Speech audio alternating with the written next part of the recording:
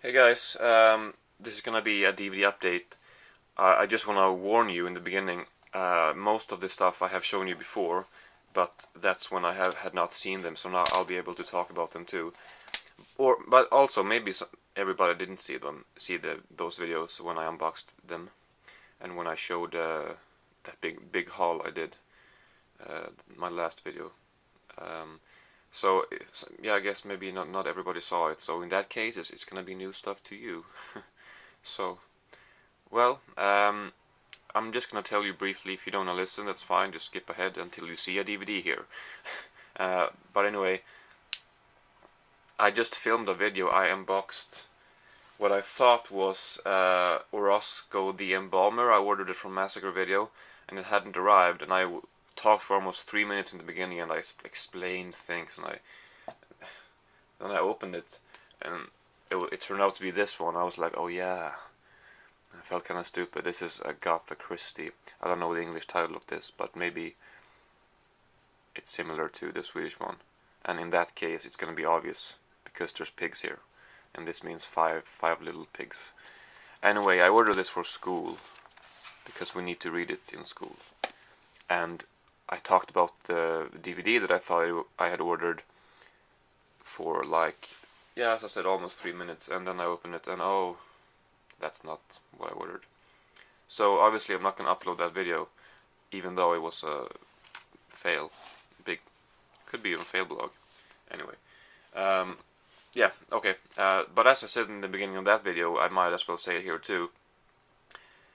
I haven't bought anything since I did my last video, and I don't plan on buying anything either until I've finished most of what you see here. Yeah, still a lot of stuff, and I don't really want to buy that much more until I'm done with that, with what I already have. It's gonna be a while until I make an unboxing video that I planned. Until I order new stuff, it's gonna be a while. But as I also said in that other video that I just filmed, it's gonna be a very big unboxing video when I actually do one. Probably in May, maybe it's gonna be, because as you could just see, there's a lot of stuff here, and I need to finish all of it. Then I'm gonna order a lot of DVDs, and it's a healthy addiction. No, maybe I don't know. And then I'm gonna order a lot of DVDs and wait for everything and make an unboxing video with all of them. So it's gonna be a huge unboxing video, just so you know what's in store. And yeah, that's what I wanted to say. So hopefully that DVD actually does arrive from Massacre Video. But if not, maybe I'm gonna have to email the seller and see what's going on. Or maybe that's not his fault. Maybe the post fucked up somewhere. Anyway, sorry for babbling. I have a lot of stuff to show you, but I'm gonna be pretty brief with these, even though there's a lot of things I might want to say, but I'm gonna just talk about them briefly. So let's start off with Life Aquatic. This is just a slim case. I love this movie. My favorite Wes Anderson movie so far, definitely. Well, there's really only that movie Bottle Rocket that I haven't seen, so yeah, well. I just thought the visuals were they were so good, and mainly that's what I liked about it, but it was just a really creative movie, and of course I love the stop motion, and the ending with Sigur Rós playing, or the song by Sigur Rós. It's just beautiful, and I just loved this movie, and I think it's a bit underappreciated. Then we have La Strada, which was really good. Gietta Massina, if that's how you pronounce it.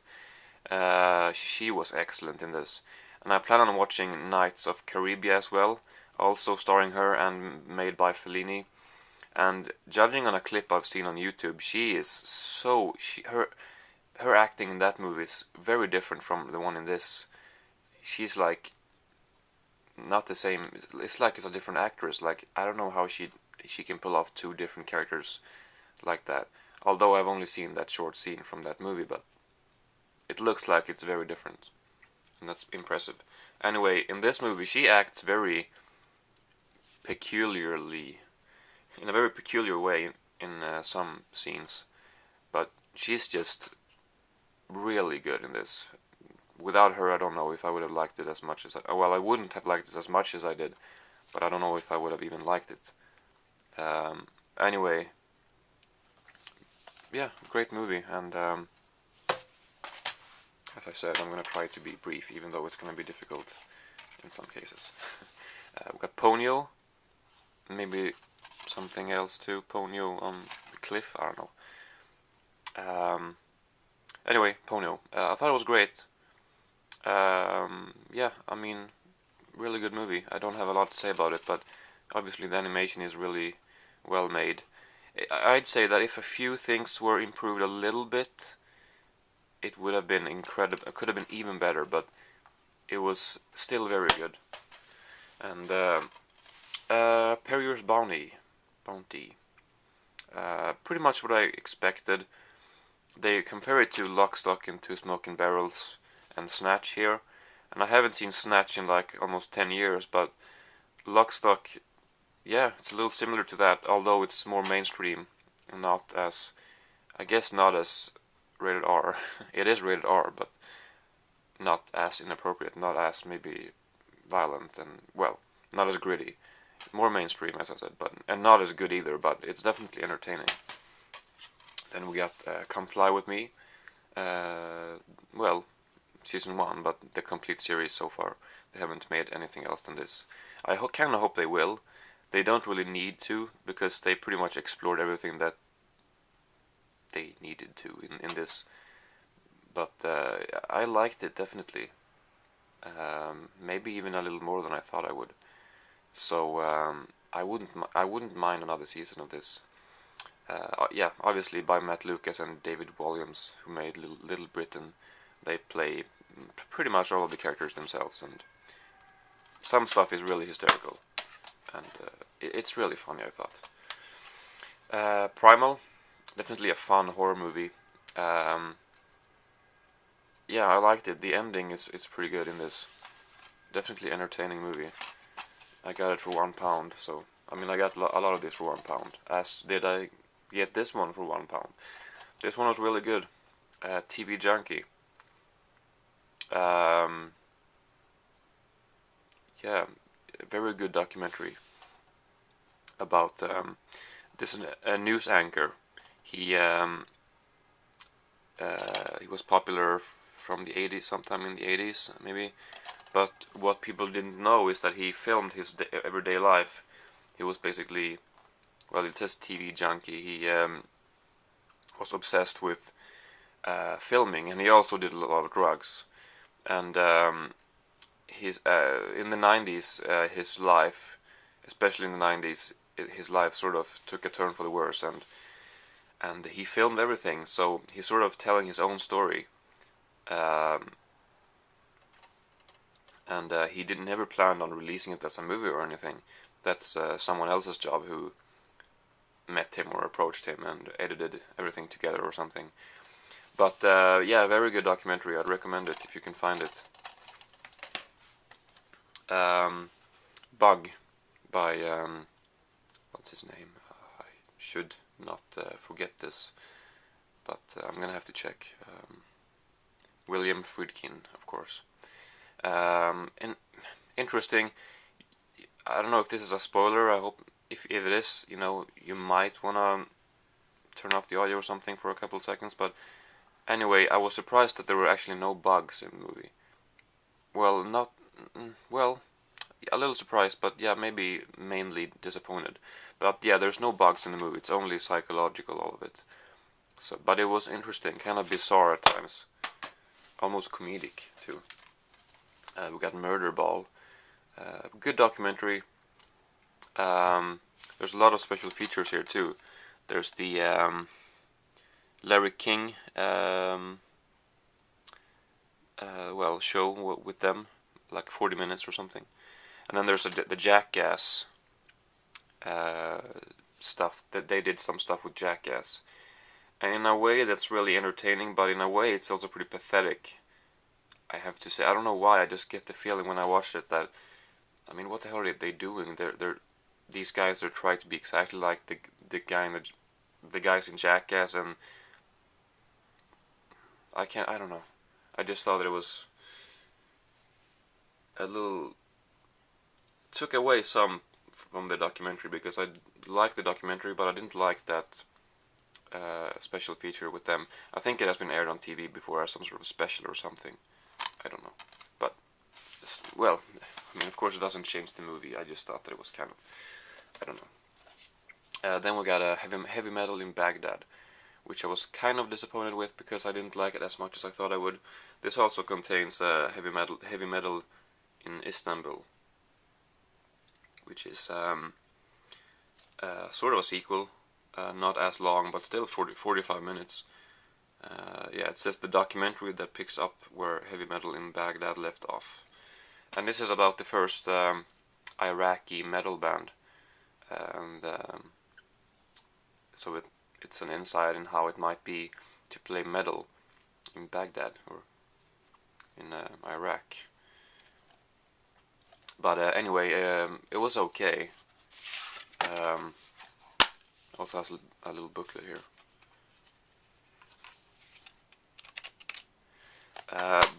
Yeah, I don't know if I would recommend it. I guess I wouldn't, but it's kind of interesting at times, but I didn't really think that the band members had anything interesting to say. Maybe that's my main problem with it.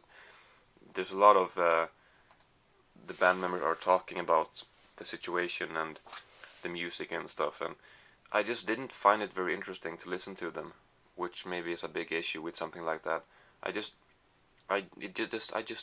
There was something off with it, I guess. Again, I don't know, Swedish documentary Generation Tsunami. We actually watched a documentary by this guy who made this one in school recently. So that's sort of, and I wasn't surprised that this was actually a little bit like that. Definitely something that the teachers might put on. You know, was okay. Yeah, I have more to say about it, but as I said, I have to be brief here.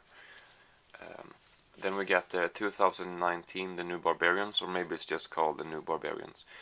This is a really cheesy post-apocalyptic movie, and I haven't seen many movies like this. Maybe, well, very few movies of this nature, but I really enjoyed it. I mean, it's super cheesy, of course, and it has a lot of fun gadgets, which is the reason why I liked it, I think. And I enjoyed it. If you do know of any similar movies, please recommend me about those, because I liked this kind of more than I thought I would. Life during wartime. I think this was interesting. I think it was really, really plain. I mean, it's definitely Todd Solondz style, but I think he could have added a lot more to the different scenes and make it better. But maybe this was exactly what he wanted to make. In that case, of course he succeeded with his vision, but I still think that he could have made it a lot better. Although I will say that the ending of this is brilliant. Those last few seconds there. Atlantic City, which was a fine movie. Some things was a little off, I guess. Like in the end, well, that's kind of a spoiler, so I won't say that. But just the way he acts, the way Burt Lancaster's character acts after he did what he did, I thought that was kind of weird. Like, why would he? Okay, I can say that. Why would he brag about it? That's what I'll say. It was okay. Well, more than okay. It was pretty good, but could have been better. The Fourth Man by Paul Verhoeven. He made RoboCop and Total Recall. Haven't seen those movies, to be honest. But this one was interesting. Very interesting. Definitely a good movie that I'd recommend you checking out if you like kind of mysterious, psychological, almost surreal movies. Kind of darkly comedic at times. Few practical effects which might appeal to some of you guys as well. Like an eye, instead of a, what do you call it? Not a peephole. maybe that is what you call it. I don't know. But you know, these little things that you look, that makes you see, that makes you able to see the hallway from inside the door, from inside your apartment. So if you wanna see who's knocking on the door. Anyway, instead of this little glass thing, there was an eye there, which popped out, which was kind of fun. So stuff like that was really interesting with that movie. And then we got the 2 last seasons of 6 Feet Under, 4th and 5th. I'm just gonna talk about the ending because it has been so praised and so talked about. And yeah, I can see why. Definitely not an ending that you will forget, and definitely an ending which left me rather emotional and almost a little bit depressed as well, I have to say, because well, I don't want to spoil it, even though it's a pretty obvious ending for a show like this.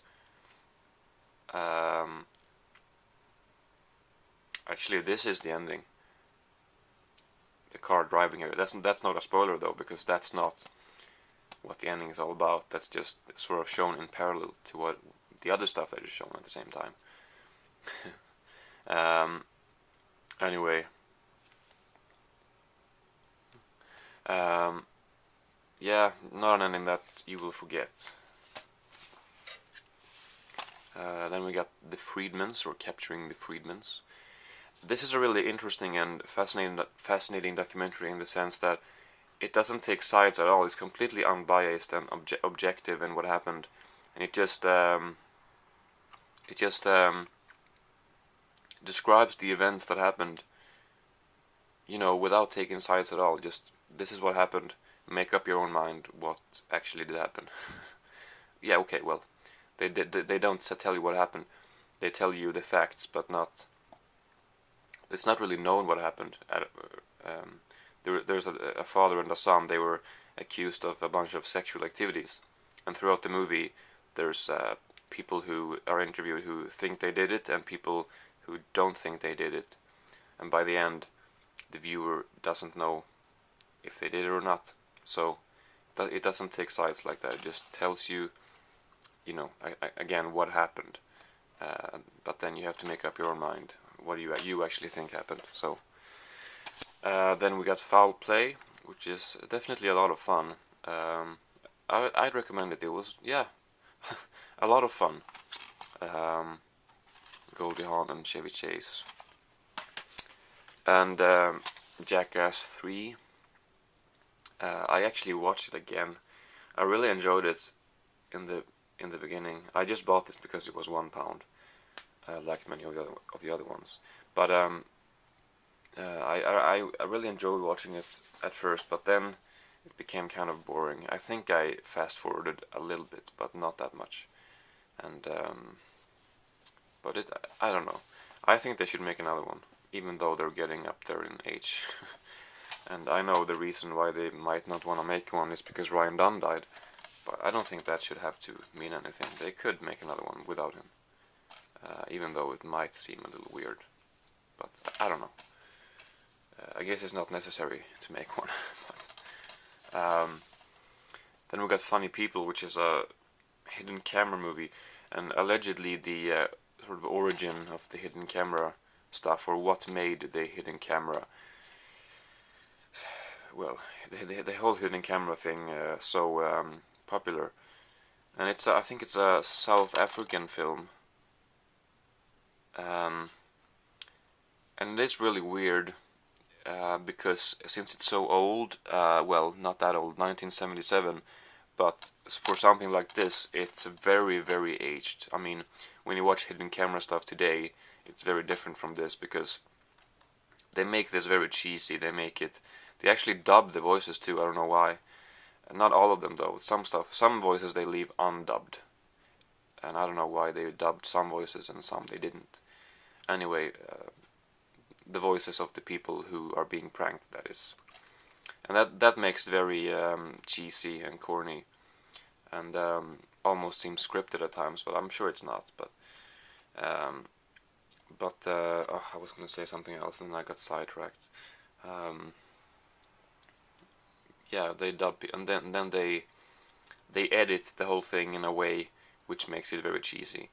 Like, in the ending of these pranks, they freeze the frame, so in order to catch the victim's smile when he or she realized that it's a prank, in a very cheesy way. If you can picture the whole scenario or whatever, then you might know what I'm talking about. Okay, that's well, no, actually one thing left. That is Oz, the complete series. Very good show. I enjoyed watching this a lot, and I finished it some time ago now, but I'd recommend it for sure. A very good, gritty prison show. I guess that's all. So thanks for watching. There's gonna be at least 2 more DVD updates like this. Well, maybe not at least, well, about 2 more updates, I think, until or before I make that big unboxing video. Maybe 3 updates actually, because there's a lot of stuff here. Yeah, that's all for this time. Thank you for watching, and yeah, see you in the next update.